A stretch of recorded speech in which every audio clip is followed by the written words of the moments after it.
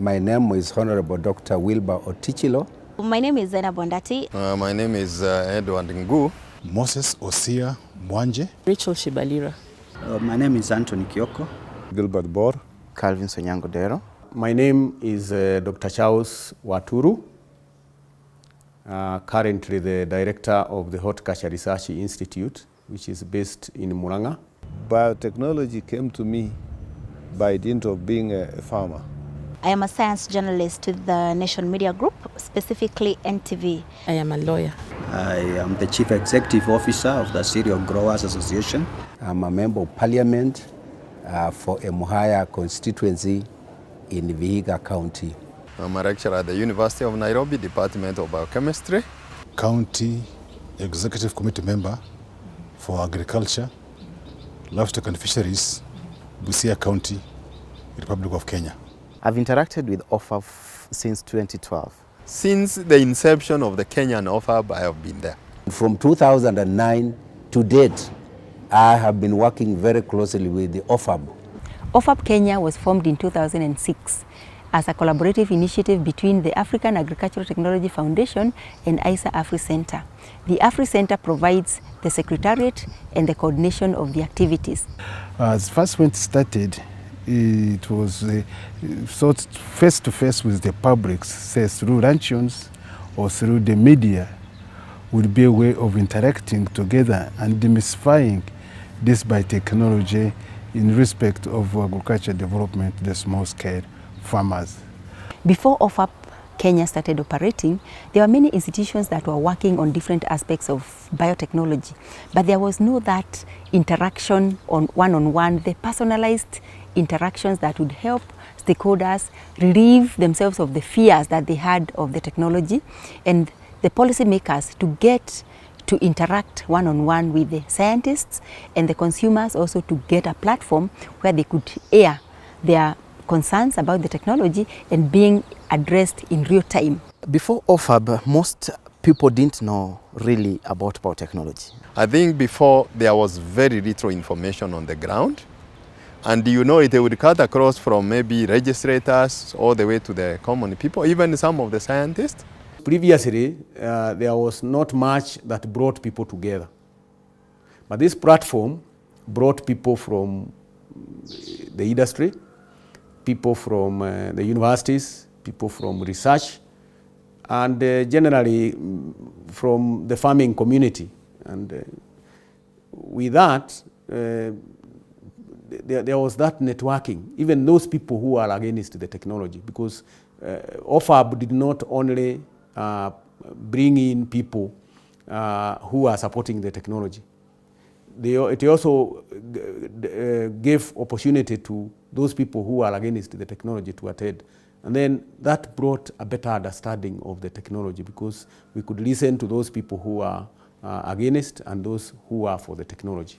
The objectives of Ofab Kenya is to provide a networking platform where stakeholders can come together, share that knowledge, share their experiences, and also explore different ways and avenues of getting knowledge that would enhance policy choices and also the choices that farmers and end users would make about this technology. Ofab put together the different groups, got experts to explain various aspects of modern biotechnology, whether technical, scientific, legal, all the experts that were needed. If Ofab was able to create that forum and to bring in expertise from different areas. If we needed to hear from farmers, like a farmer from Burkina Faso, where they grow cotton, Ofab was able to organize that and would have that in the forum, and they would discuss with, and would bring our local farmers for them to at least exchange. One of Ofab Kenya chapter's strategies is outreach to the grassroots in line with the devolved structure of governance in Kenya. And here, there were lots of misinformation, starting from the farmers, the county leadership, and even the media. These kind of interactions, and through the work that Ofab is doing, they've been able to get to hear a lot, get to learn a lot, and I would think that it's probably contributed to the positive change in perceptions that we are seeing amongst farmers. Because as you move around today, you hear a lot of small-scale farmers openly tell you that we're looking for that technology. We're looking for something that is going to help us to be a lot more competitive. We're looking for something that's going to help us to produce at less cost and harvest more. And when you hear that from small-scale farmers, it shows that the activities of Ofab have had some impact, a positive impact at that. Kutoka leo nimekuja kujua mahindi ya GMO ni mahindi kama mahindi yale ingine.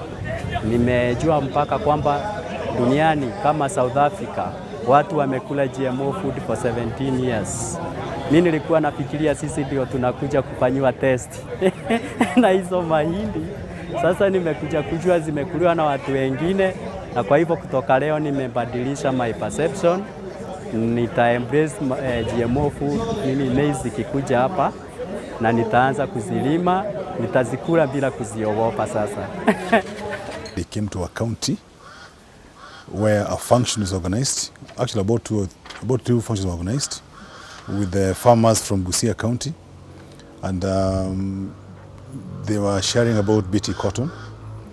And I think that it was quite an eye-opening event for the farmers of my county. And also apart from that, we have had some forums to share about the activities with other county ministers. We have also been able to repackage technical information into fact sheets and easy to read and use material, especially for the media. And this has helped the media a lot because we have seen improved media reporting.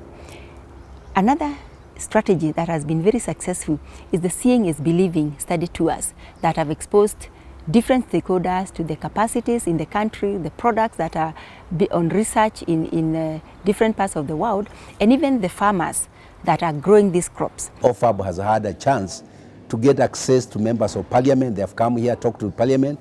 They have even organized field trips for members of parliament for Committee on Environment, Natural Resources, and Committee on Science, Technology. We have been able to take members of parliament to see. During the South African trip, we had a chance to visit a lot of farms. I have traveled to other countries, including South Africa, to visit farmers and to see for myself their crops, maize crops and cotton in farms. When I went to the study tour in South Africa, we went to several farms. And we went to a maize farm, we went to a soybean farm, and we went to a cotton farm. I was able to get an experience in India, something that really changed my mindset, my thinking, in terms of how people look at cotton, BT cotton, and how farmers in India are really making money. Members of parliament were able to see the process from the time we have the extraction of the genes to the level of where they have all these fertilizations and so on, to all the precautions that are taken. You know how everybody makes noise about GM, that everybody assumes that you take a needle, inject into something, and then it becomes deformed or something. The cotton I saw, the maize I saw, and the soybean I saw looks exactly the same as every other soybean, every other cotton, every other maize. Looking at it, there was nothing that would tell you it is GMO. And the cobs, when we stopped to buy the maize by the roadside, the cobs were this big, and everybody got their own mahindi choma. I learned so much in India, and I saw that, for example, the almost over 95% of their cotton is BT cotton. I remember I took several pictures and I posted on my Facebook, and I got people asking me so many questions like, why would you eat GMO? Oh my God, you know you're going to get cancer. You know you're going to get cancer. And lucky for me, I didn't even need to answer those questions because one of my close friends is a scientist, is an agriculture scientist, and she's the one who answered all those questions, and she told them, really people, the world has been eating GMO for the last 22 years. Who have you seen has a tail? As a Kenyan minister from the county government, it really changed my thinking. And I'm glad that we were more than two were there from the counties. So it's all because of Ofab that I was able to have that experience again as a person. I was convinced that biotechnology is the way to go if Africa, and more so our own country, Kenya, has to produce adequate food for the population and produce cotton for our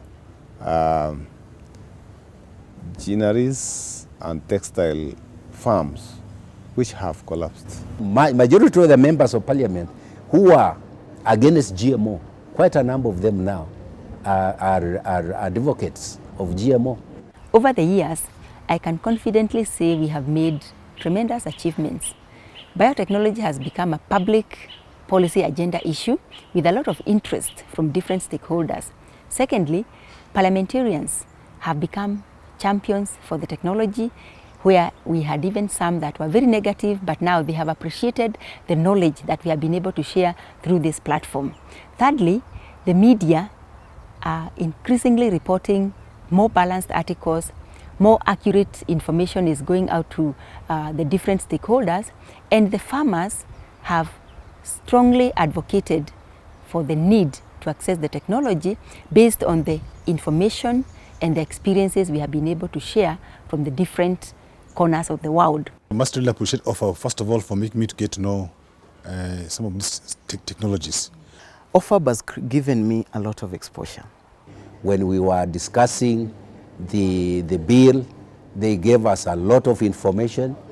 They organized for us as members of parliament for breakfast meetings for members of parliament to understand.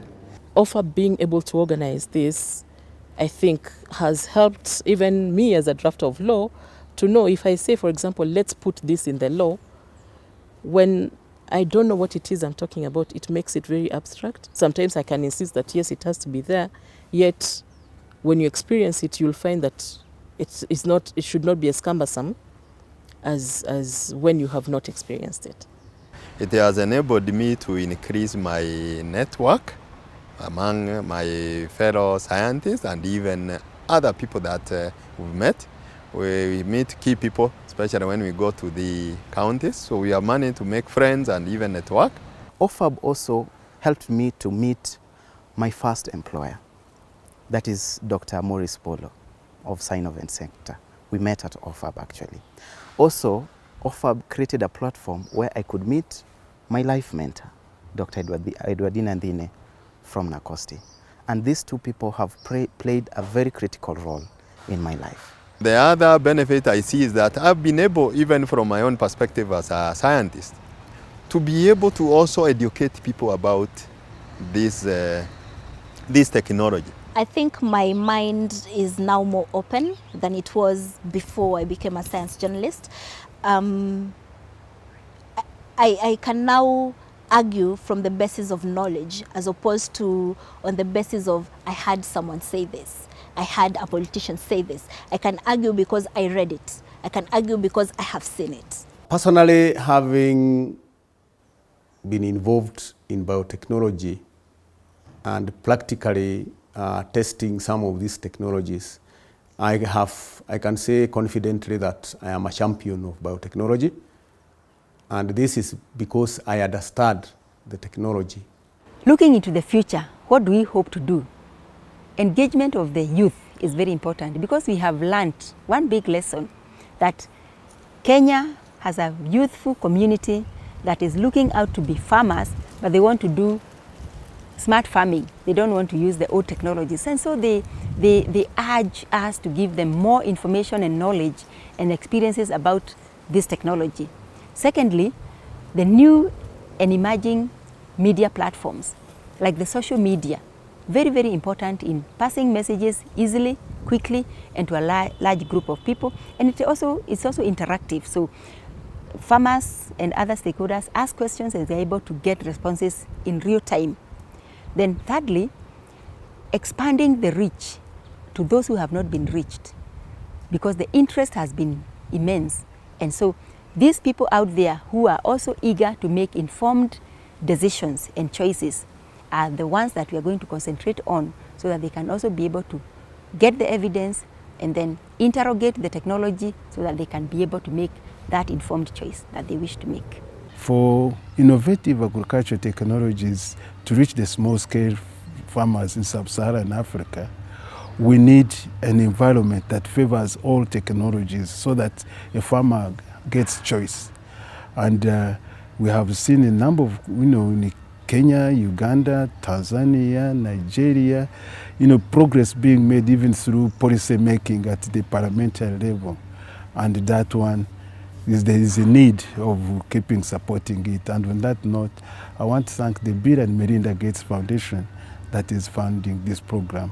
But not only stop there, but thank also the institutions and the individuals, the institutions hosting these Ofab chapters and the individuals leading for making it a success.